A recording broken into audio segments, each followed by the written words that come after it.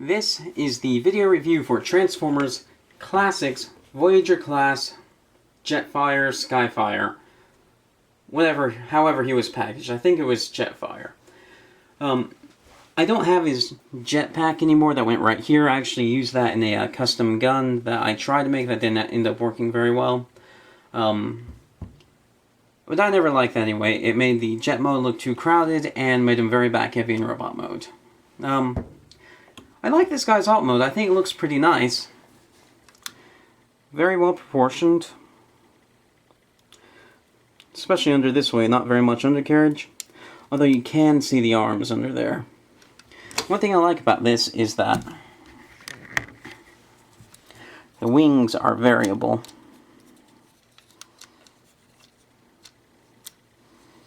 So you can give him sort of a landing wingspan, a normal flying wingspan, and a supersonic wingspan. I typically prefer the wingspan to look like this in jet mode. I think that looks the most natural. He also has working landing gear. I really like the proportions of the jet looking like this. Landing gear roll is okay, and it flips up. And for the most part, it's a good jet, except that you can see the arms through here and under here. To transform it, it's fairly simple. Fold these up. Pull these out.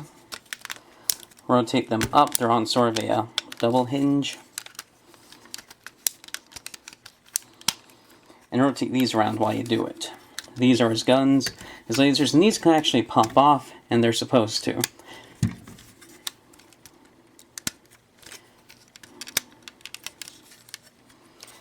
Then pull this up, bring this down, these around, bring it down, and it'll sit in there fairly tightly, and it'll kind of peg in, but not too well. Bring this around, fold these wings up, rotate these up, peg it in down here, out, telescope the legs down, and split the feet. And he makes a pretty good looking robot mode. Not my favorite really.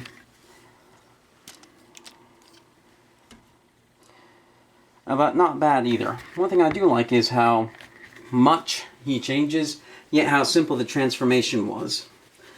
So overall, nice transformation, nice jet mode, fairly good looking robot mode. In this mode he has a ball jointed neck that looks up, down, and side to side. He also has a helmet gimmick, so this is his Jetfire head, this is his Skyfire looking head. I prefer this head because the Skyfire head is way too small.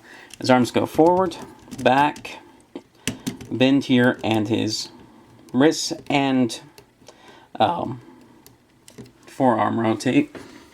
His legs go out like this, forward, back, bends 90 at the knee, rotates below, and the feet, they're hinged together, but they can move like this if you need them to. However, he does have balance issues because his feet are just too inconsequential. And then he doesn't have any thigh swivels or anything. Well, he has a below the knee swivel, but it usually ends up not looking that great. And he tends to fall over a lot because he just doesn't have enough of a heel, because typically this part here doesn't end up acting as a heel. This part does here. And this is pretty close to his center of balance, so he doesn't... It's hard to get him stable in a good pose.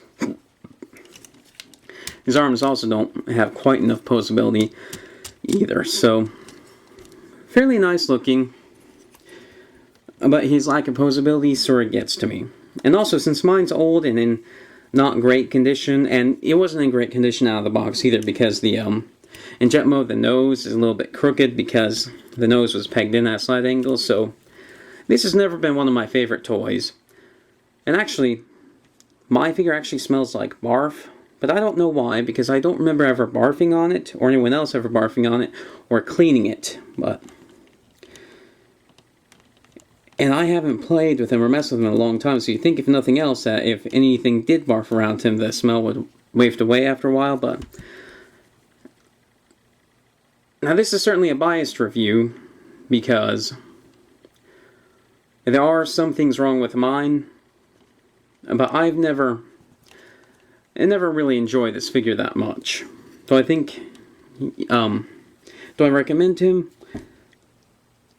Like I say, I don't know that I can give a very good opinion on this, or a very useful opinion, just because it's just so much based on my own unique experience with this. There isn't much of my experience with this that is universal, that can apply to a lot of people.